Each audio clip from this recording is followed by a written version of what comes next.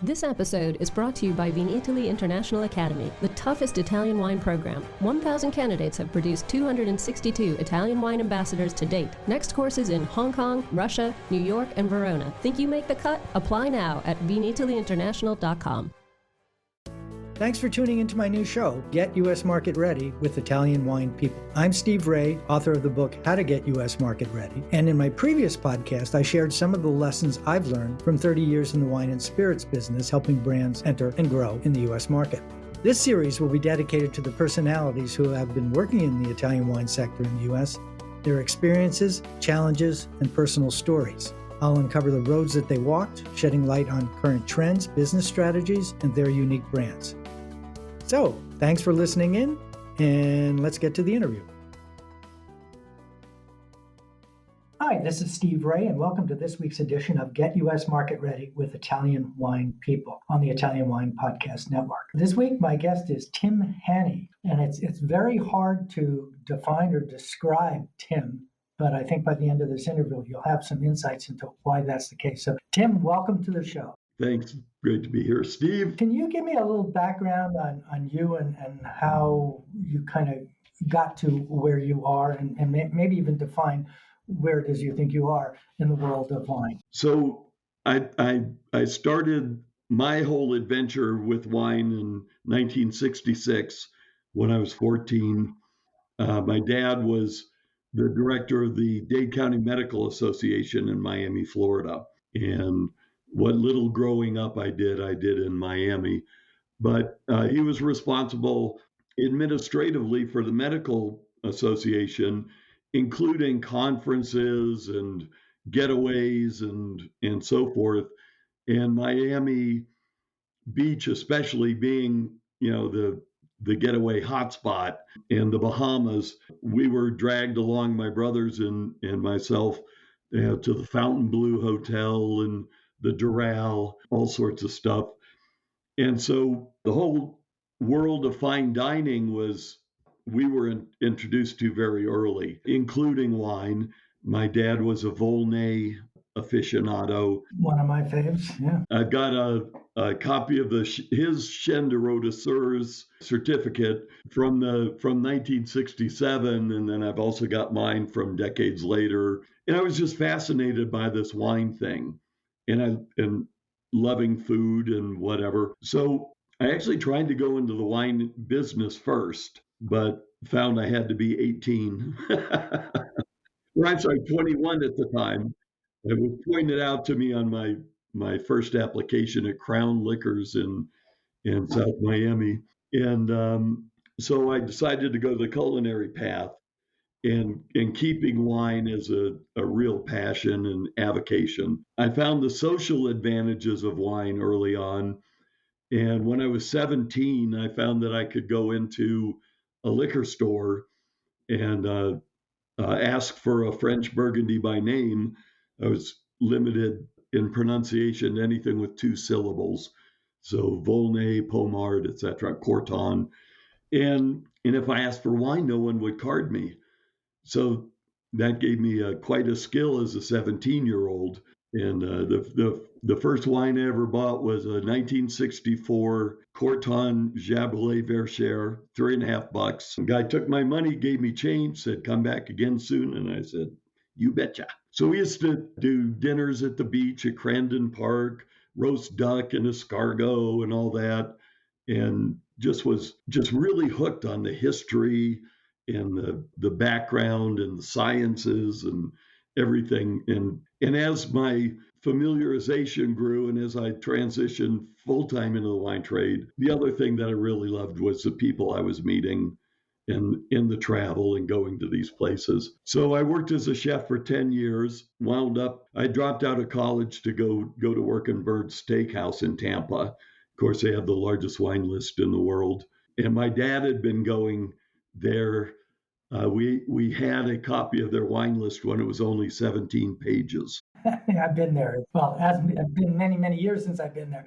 Back then it was a couple of books, yeah. It's about 600 pages now.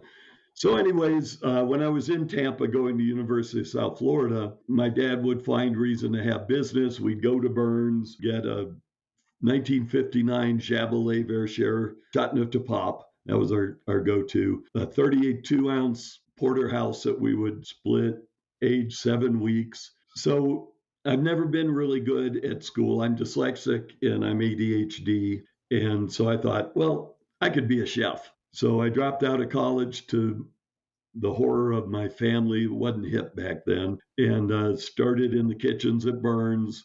Moved back to Miami, did my pastry apprenticeship at the Sonesta Beach Hotel, and then continued with that, working up the ranks to executive chef. And then after a series of adventures, ended up in Atlanta in 1979, and I was chef for a Chinese family, and actually in Chinese kitchens, which is one of the things I also love is Chinese cuisine, and I could run a professional 3-wok station, which is pretty good for a Western guy. I found a job being advertised for wine buyer and wine manager for a company called Happy Herman's in Atlanta, and I was hired for that. And that's when everything went really head over heels for the wine end of things. And I just loved it. Sourcing and purchasing and negotiating, bringing in wines that had never been in the Atlanta market, many like Vega Sicilia and all sorts of Italian wines that were really unknown. And Vega Sicilia back then was $16.99. And everybody's like, what are you, crazy for a Spanish wine? But we were buying containers of Bordeaux. I was working with a guy who had a huge Italian portfolio, Armando di Rome in Florence. And so I just was happy as a clam. But we were the stores were also gourmet groceries, beer, liquor, and all that. So I became general manager, and we had multiple stores, and we had a really good business for a place called Happy Herman's, and a very vibrant rare wine business also. So the dollar was really strong, and we were sourcing wines out of auctions in London and floor stacks of 59 Lynch Bage and all sorts of cool stuff. I left the retail end of things in 1986 and became a broker and importing and representing hundreds and hundreds of wines and wineries. And I'd met people at Beringer, and I'd been talking to Tor Kenward, who now has the wine label Tor. And Tor said, well, come on out and work at Beringer. And I said, well, your wines kind of suck. I've just told somebody today, don't fall in love with your wines. The best bottle of wine is the one I just sold, right? Let's focus on what our real task here is to sell it. That's right. Yeah. And this was actually going back quite some time before I left Happy Herman's. And it was also when Beringer was sort of on its meteoric path of improving quality. And in 1988, I moved out to Napa Valley, joined Beringer as director of communications, and just furthered my love of everything, and being able to hobnob and be in the heart of it with the people I knew and loved in the business. And at that time, I also heard they were internationalizing the Master of Wine program. So the big shift that was going on is prior to 1988, the section of the Master of Wine program on business pretty much required you needed to work in the London wine or the UK wine trade. And in 1988, they internationalized that section. And so I sent in an application. They accepted me to sit the examination. And I did that in 1989 and epically failed the MW exam. I went and took a writing course to improve my communication skills. And for those of you, a lot of people aren't familiar with the difference between Master Sommelier and Master of Wine. And Master of Wine is more of a focus on the business and sciences versus specifically the hospitality end of things. Armed with my new skills at formulating arguments and answering the theory questions for the Master of Wine program, I passed. Yay. To this day, everything I teach, all my wine business courses, everything I do in wine and food, in perception sciences and so forth, are based on critical thinking skills. The ability to take a topic, an argument, a point of dissonance, stand back, ask more questions, instead of jumping to your foregone conclusion. If you have cognitive dissonance, basically, cognitive dissonance is when you know something's wrong, but you don't know what to do about it, who to ask, or you're too fearful to say, wait a minute, I think something's wrong here. So I passed in 1990, and Joe Butler and I were the first two Americans to pass it. Let me kind of bring you back to talking about your early years. So your first real executive experience was with Beringer. Cut your teeth on that, became senior exec in sales, and was deeply involved in the wine industry. But as we started this thing, I called you an iconoclast. You called yourself a troublemaker. You've always taken a different approach to things. One of the monikers that is attributed to you is the Swami of Umami, one of the people who was first to bring that concept of a fifth taste, human taste capability. And you've written a couple of books. One of them I thought was really interesting, called Why You Like the Wine You Like. You've written a couple of books, one in particular, Why You Like the Wine You Like, which is a completely non-traditional approach to explain and address how consumers look at, think about, taste, and describe wine. That doesn't really match with all the wine geek stuff we have on the other side of our life in the traditional world of wine. So I passed the Master of Wine exam. So at Beringer, my primary role became Director of International Business Development, but I also was the wine and food pairing guru. And that's according to Jancis Robinson. She's the one who coined that. And given my newfound curiosity about what is it that I don't know, in so many areas of dissonance that I could see every day in what I do. I sat down with a group of chefs and journalists that were at Beringer for the School for American Chefs. And I said, and this is an intro to a 2-week program. And I said, normally we cover wine and food pairing here, and I'm going to start doing it differently. We're going to look at modalities of wine and food pairing and ask ourselves the questions. If this is a classic combination, what is the background? What's the truth about it? We know, I know, anybody in the industry knows, you get 10 experts together, no one can agree. And literally it can be as polarized as this is absolutely disgusting, it's horrific, to wait a minute, this is the best example of this I've ever had in my life, literally. And then you throw food into the mix and it just totally goes haywire. So I started on this path of answering questions, and I started to work with food scientists outside the realm of wine, food and sensory scientists. And so Beringer was owned by Nestle, so I had access to all these scientists and research and data. I was a master of wine, so I had, people would answer my call at Manel Chemical Senses Center, stuff like that. And I kept hearing this word umami come up. And it was in the context, there's the 5 basic buckets of taste. So in the scientific community, it's way beyond 5 tastes, but they fall into sweet, sour, salty, bitter, and umami. I said, umami, wait a minute, I heard that word. What does it mean? And literally I was told, well, never mind, it's too hard to explain. So I sent off for a database search of articles about umami taste, got a list of 150 articles. The first one I read was seasonal glutamate variations in and palatability of sea urchin gonads. You had me at gonads.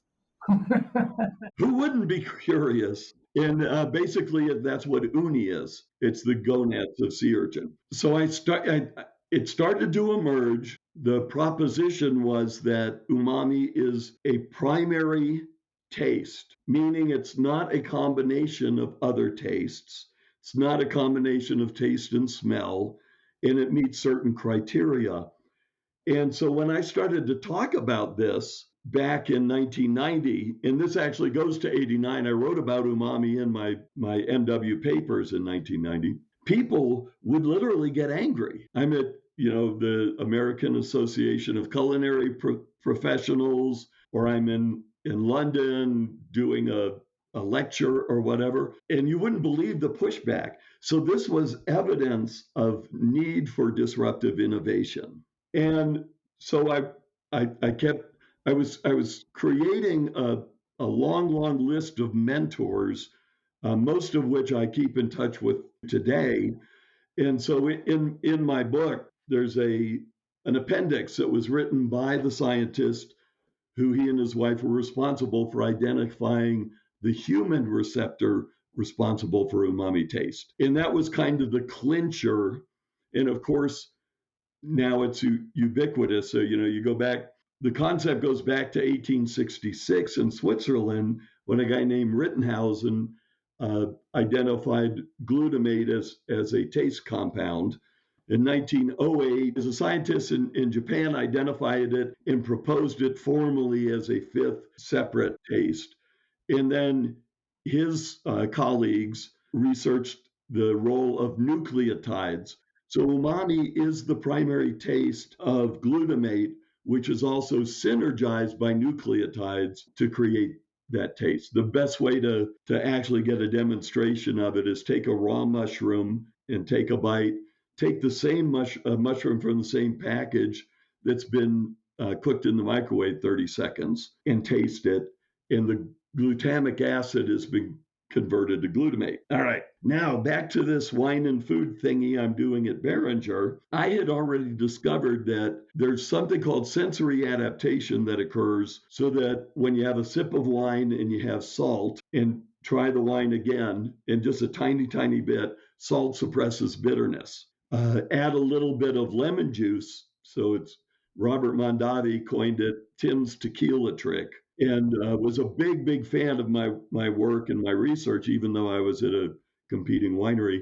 And everybody should try this if you haven't. Tannic red wine, take a sip, a little salt and lemon, yell, ay, ay, ay, ay, ay, ay. Lick the salt and lemon and try the wine again. And it really reduces the perception of bitterness and astringency. So I was at the point we knew that sweetness in food will amplify bitterness, astringency, and it will reduce the perception of fruitiness and whatever. So sweet, it's brush teeth, drink orange juice. And that's sensory adaptation, one example. We also knew that there were certain things that were suppressing, and it discovered the tequila trick, but something was in the food that was causing a negative reaction with the wine. And as I learned more and more about umami, that emerged as the culprit. So when you have high amount of umami in your food, it will have the same adaptative quality as sweetness.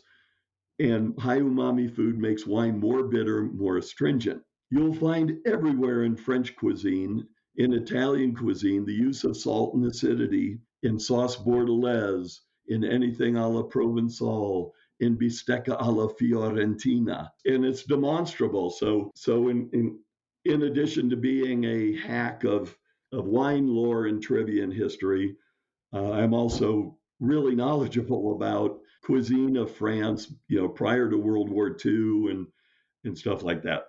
So the disruptive innovation came in proposing that maybe we rethink this whole wine and food thing and talk about reactivity and what you can expect. And then instead of, oh, this is a perfect match, without trying it, without knowing it, then I started a list of things to research. Well, what about? It ended up creating more questions than answers. And that's fundamentally what I do in that area now is research reactivities. But there was a wild card. And so you're with somebody smelling a wine and somebody saying, oh my God, this smells so much like I can't even stand it. It's like, well, what world are you living in? And you've seen this also, you're trying to describe wines and somebody's coming up with these things and you're going, where in the world did you come up with that? So in my research with the interactions, it also introduced me to perceptual individualism. Perceptual individualism is what makes us each different in the colors we see, the intensity of light, sound, taste, smell, touch, and all these things. And I sort of was looking at things kind of topically and whatever, then ran into Dr. Linda Bartoshuk.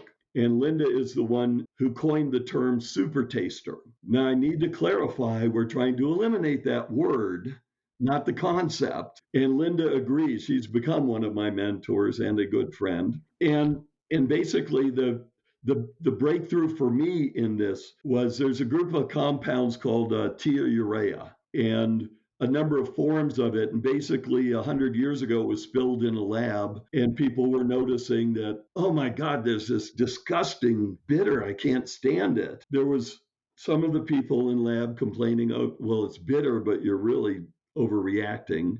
And then there was a group of people going, what are you guys talking about? Nothing, right? So that really led me to, well, how different are we? How different is our perception? And this is always open to revision. And again, I'm constantly updating my information and my materials. But as a basis, it's fair to say some people have fewer than 500 taste buds, but other people have over 11,000. And now there's identification of specific genes. And this is the work that Linda Bartoshuk was doing. It wasn't wine research, it was genetics. And she was the one that was able to find the genetic SNPs, the single nucleotide polymorphisms, responsible that then could predict whether you would be hypersensitive, which is the word we're using, sensitive or tolerant, and still use her words, we all live in our own unique individual sensory world. And we've, as an industry, we've really got to get this. So it's somebody drinking Moscato who loves Moscato and wants it with their steak, they're going to love it with their steak. And by the way, that's equally as traditional in Tuscany as having red wine. And if you go back historically, they didn't have these big ass tannic red wines. The staple, Chianti, was by law diluted with white wine. It had Canaiolo added to the Sangiovese. And so the wine, the whole premise we've come up with for wine and food matching is a fraud. Not flawed, a fraud. I think that's... Oh, and flawed. Yeah, well, flawed, but it's more than flawed. I like your comment about fraud, because if everybody, we're all following the lead of somebody else and spouting or adding to the misunderstanding of what these terms mean. I was at an event at Tales of the Cocktail, and a buddy of mine was giving a presentation. He's a chemist, and he did I don't want to use the word, what was the word that you used? The prop test. Yeah. So people were easily identifiable as someone who was really affronted by the bitterness, someone who could tolerate and someone who couldn't even taste it. And it was clear as a bell. Well, if it was that strong and it was that distinctive, how can any of us talk about a wine and its taste and flavor and communicate in any way? You've come up with a concept called phenotype, kind of a riff on phenotype. We all know from biology, well, not everybody knows, but I remember from biology. So how did that develop from what you're talking about? When I was writing Why You Like the Wines You Like, I was doing very in-depth research with Dr. Virginia Utermühl at Cornell University. She's now retired. And Virginia is absolutely brilliant, speaks 4 languages impeccably, a board-certified pediatrician, and she did her medical school in Paris in French. So that's how fluent she is. And Virginia occupies the space where, if you're a wine expert, she's basically trailer trash, because she loves White Zinfandel, she loves Moscato, and and this is part of the dissonance. Wait a minute, she's not this stereotype. She speaks languages, she's brilliant, she has lots of money, but if a wine's over 11 or 12% alcohol, the trigeminal burn from alcohol is intolerable to her. Wines that are over 11% alcohol, dry and tannic, are just flat out disgusting. And this is why she was so great for the research, because she represents about 40% of the total available Caucasian market: France, Italy, Spain, South America, Australia, you name it. And she's not the cliche. With her work, she actually had done a study of, and this is how I found her. She published a study of prop sensitivity. So whether you're hypersensitive, sensitive, or tolerant to professional roles in the hospitality industry. And a high disproportion of hypersensitive people who are in the front of the house and are the chefs. The people who are less tolerant or more tolerant are running the businesses. They're the bottom line oriented. So what was emerging is there are certain personality traits and behaviors associated with where we are on the spectrum of sensory sensitivity. Different spectrum than was commonly used, the autism spectrum in this case, the spectrum of... Which is just an extension, because frankly, Virginia is 1 foot in the autism spectrum. And then it goes even further. So the spectrum isn't just for the autistic. My current project, it's called the Perception Project. From Einstein to you name it, it is generally accepted by the scientific community that perception is not reality. Perception is not an individual's reality. That perception is an interpretation of energy. So sound doesn't exist as we think it exists. So that's the answer to if a tree falls in the forest, does it make a sound? It makes waves, but it's not a sound until it's perceived. Yeah. And this was one of those, and this is my life, duh, or wow, or mind blown. And so what the phenotyping does is it enables conversations with people to get a sense of the world they live in before we start jumping to, oh, this wine was rated this, or this goes best with this dish, and without even talking to the people we serve in retail and in restaurants and online and in education. And then as part of a collective delusion, there are also efforts to validate the delusion with pseudoscience. Right. Yeah, well, that's like we were talking before about this whole thing about the tongue. We all remember this image of the tongue showing where the receptors are in the tongue. And that's been disproven 40, 50, 60 years ago. You still see it in textbooks, and people still think that that is true and accurate, and it's not. And the consequences of this is insecurity and doubt. Here's the key to the whole thing, that your insecurity and doubt. Okay, I love that concept, that people somehow think that somebody else knows more, therefore they themselves are wrong because they perceive it differently. And I think we can all agree that we've all been doing this for so many years. We've just created a monster of alienating more people from the wine industry than embracing them or welcoming them. And the harder we try to convince them of that, the more damage we do. So it's like the electrical engineers. My son's an electrical engineer now, and his brain just works differently. And so imagine, you go into a store to buy a VCR, an electrical engineer saying, "Oh, it's simple to set this clock." And you walk away even more befuddled than when you started. I have no idea what language that person. So what's happening with wine education, with wine and food pairing, with the best intentions, the more you learn, the more you become part of the problem that really needs to be solved. How can we be better stewards for the market we're serving, not just in our own heads trying to argue, well, I objectively taste wine. No, you don't. It's impossible. Just that you're an individual means it's subject to your interpretation, your sensory system.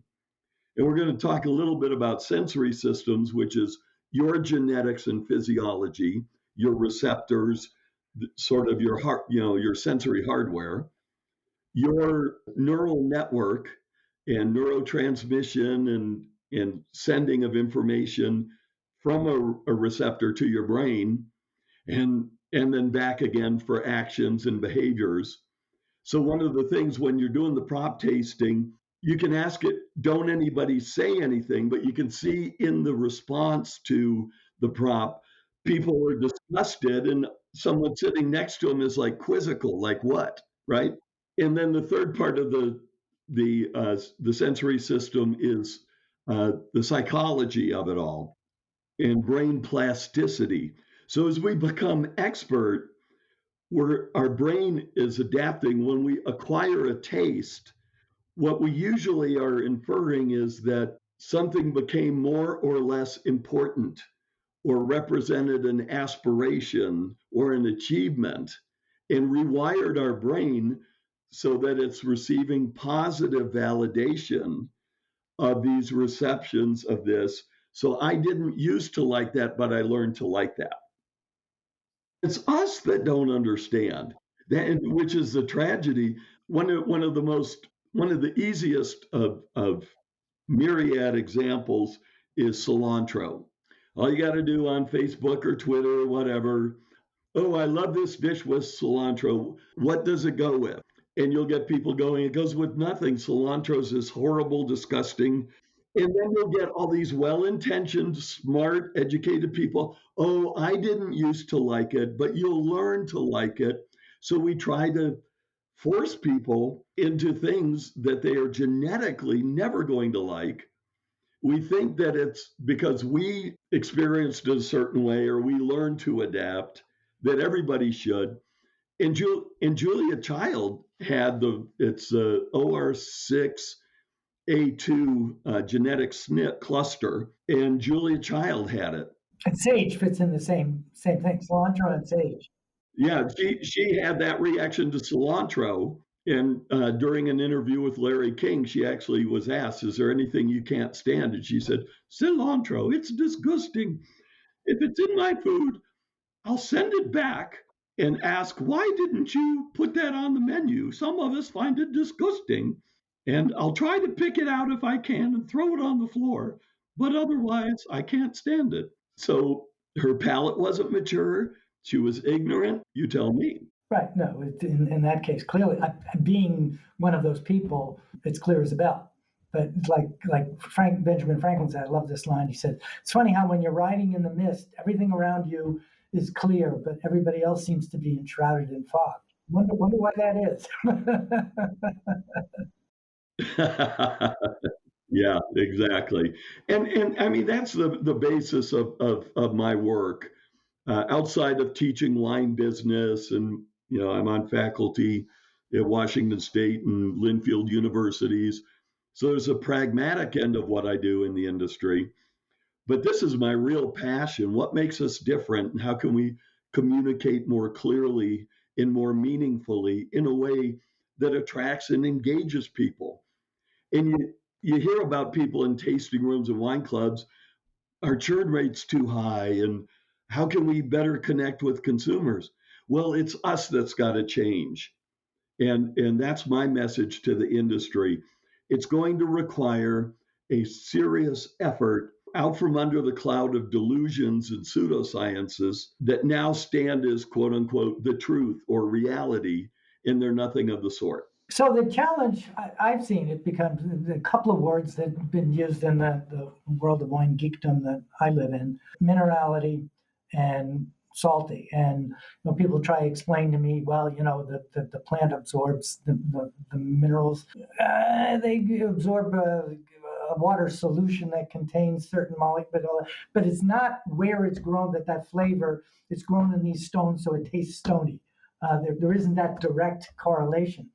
And yet, once again, as you were saying, there's a billion people telling this story, people nodding their heads, minerality, you taste the stone. I mean, Yeah. Well, it's a great example of how we make shit up and then steadfastly refuse. Now, if you smell the stones, if you smell something like that, science shows it's not that. Don't confuse me with the facts, though. Well, nobody want, la la la la la. Put your fingers in your ears. The word terroir itself, prior to the 1960s, was the worst thing you could say about a wine because it didn't mean soil; it meant soiled. So it was the smell of poop. It was unclean. It was infected. And to say a wine was a vin de terroir meant that it was so out of bounds with contamination and Brettanomyces and spoilage that it was unpalatable. And then trying to make wine easier to understand, somebody decided, oh, let's start writing books about terroir based on a false interpretation of what it means. Because terre means soil, but it also means earth and earthy and soiled. And so what happened was there started to be this mounting mound of BS that is trying to explain something that is BS. Okay, but wait a second. Let me play the devil's advocate here.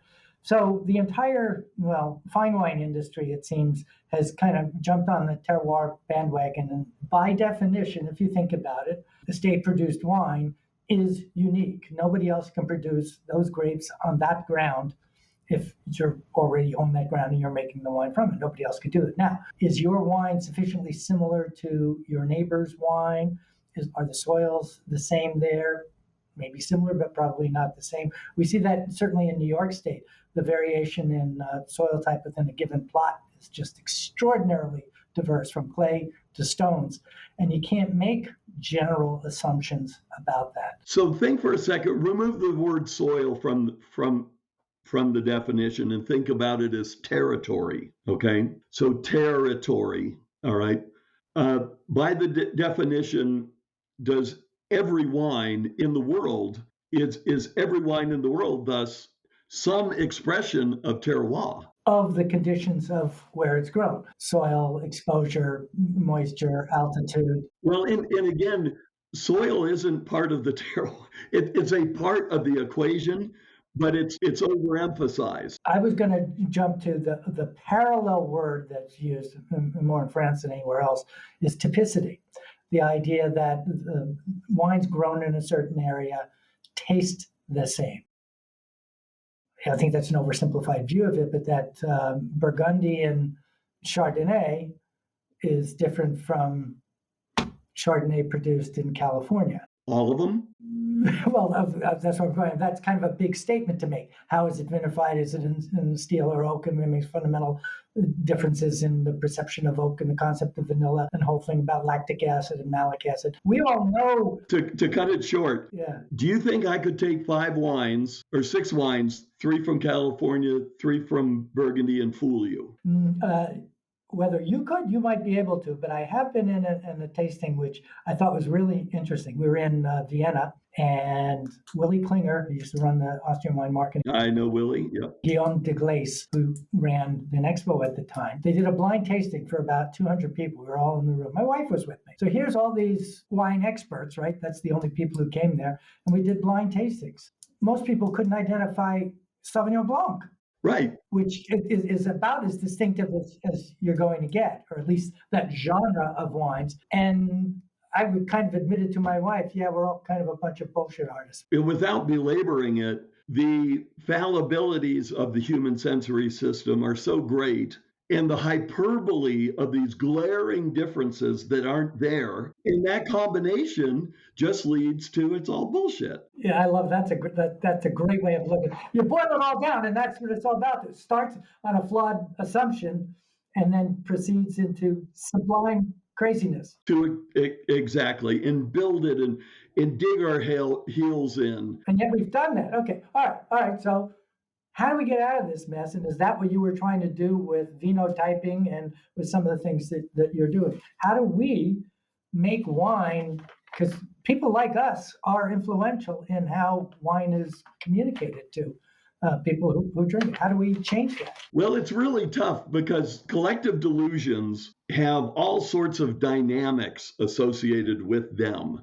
If you're part of the collective, whether you agree with what the collective is actually saying, you will lie to them and even to yourself just to be part of the collective. Gee, I can think of a political analogy there, but I'm not going to go there. But we keep going. Yeah. If you can stand back, one of the things that inhibits this to the greatest degree is our own willingness to be human and fallible. And especially if we've attained some degree of an expertise and we start to make shit up and then people nod their heads in agreement. He must know what he's talking about because he sure seems to be, and he's got the education and the street cred. Right, yeah. And so and every collective delusion has a consequence of not adhering to the principles. Now, in my book, this is actually there's a chapter on collective delusions and what they are and how they're defined and so forth. And we use the example, remember how people used to think the world was flat. I don't personally remember it, but yes. But you've seen things, you've read about primitives and pagans used to think this. And the consequence was if you sail off the edge of the world, what's there? Demons and monsters. Right. And lots of pins with angels on the heads of. Exactly. So here's this delusion, the earth is flat. People used to think it. There was a consequence if you sailed off the edge of the earth. All right. I got a call from my co-writer of the book. And the reason my book got written was because of Harvey Posert. And I think you know of Harvey. I know of him, yes. Senior Vice President of Communications, Mondavi, created the Napa Valley, 45 years in the industry, and cannot drink dry wine. He is a sweet vino type. He has so many taste buds, the alcohol, etc. Okay, he had hooked me up with Sarah Paulson, and she called me one day, and she said, "Tim, you've got to see this." I said, "What is it?" She said, "Here, read this article." And it was an essay on how our example of the world is flat is a collective delusion is a collective delusion. There is no evidence whatsoever. People can research this. You can find the data. Nobody ever thought the world was flat. Actually. So this is just a modern construct of how we think they thought. In the Victorian era, people started to show how others were heathens and pagans. And things like they thought the world was flat. But before the Victorian era, there is zero evidence of any community, tribe, culture thinking the world was flat. So a quick example for everybody to do that hits right at the heart of wine and food and so forth. Red wine goes with red meat because cows are big. You hit them with a tractor, there's red everywhere. Your wine should be served in a big glass, all right? And then we've got the pseudoscience. Oh, the fat of the beef smooths out, coat your mouth and smooths out the tannin. All right, everybody, tonight, pour a glass of strong red wine, cook a really nice prime choice steak, grill it, broil it, I don't care what the hell you do, but don't season it, nothing on it, nothing. And if you're cooking it in butter, use unsalted butter. Try the wine, try a bite of the fat, try the wine gets more bitter and more astringent. The basic premise is completely flawed. And the opposite. And then you've got the idea, well, the proteins, because of known chemical reactions of protein. Okay, yeah. WSET, Wine and Spirits Education Trust, is adopting my principles. They've taken the credit to me out of it, but they're restoring that. So they are now teaching interactions and teaching a modified version of phenotypes, okay? What we need to do as an industry is, number one, recognize our own fallibilities, our own sensitivities, and get that people are not necessarily experiencing the same things. We've got to learn to communicate on a whole new level that consists of a conversation with people. What do you like? Without fear of attacking that person, which is inherent. It's built into the system. I like Moscato. When we do research, the hardest thing we have to confront is getting people to not lie about their preferences. Right. Okay, the title of the book again? Why You Like the Wines You Like, Changing the Way the World Thinks About Wine. If somebody wanted to buy a copy, where would they go? They would go to Amazon, either put in my name or Why You Like the Wines You Like. And if people would like to get in touch with you directly, would you share your email address with us? Absolutely. It's Tim at TimHanni, TimHanni.com. Okay, great. So we're talking this week with Tim. Well, I always thought it was Hanni, but Now that was the delusion. We could talk on forever about this subject, but in my mind, Tim's kind of the reigning iconoclast in the wine industry, challenging some of the standards and the norms that we've all kind of been, I don't even want to say suckered into, but kind of fallen into. And it probably there is a right time to change the way we in the industry talk about wine to be more inclusive of people than the generation that I'm leaving to you people. So once again, a big thank you to Tim Hanni. Thanks for sharing his time with us today. And this is Steve Raye, and we'll see you next week for another edition of Get U.S. Market Ready with Italian Wine People on the Italian Wine Podcast.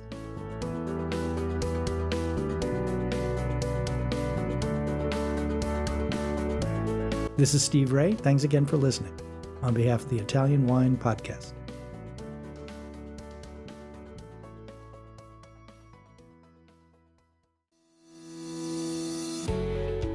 Guys, I'm Joy Livingston, and I am the producer of the Italian Wine Podcast. Thank you for listening. We are the only wine podcast that has been doing a daily show since the pandemic began. This is a labor of love, and we are committed to bringing you free content every day. Of course, this takes time and effort, not to mention the cost of equipment, production, and editing. We would be grateful for your donations, suggestions, requests, and ideas. For more information on how to get in touch, go to ItalianWinePodcast.com.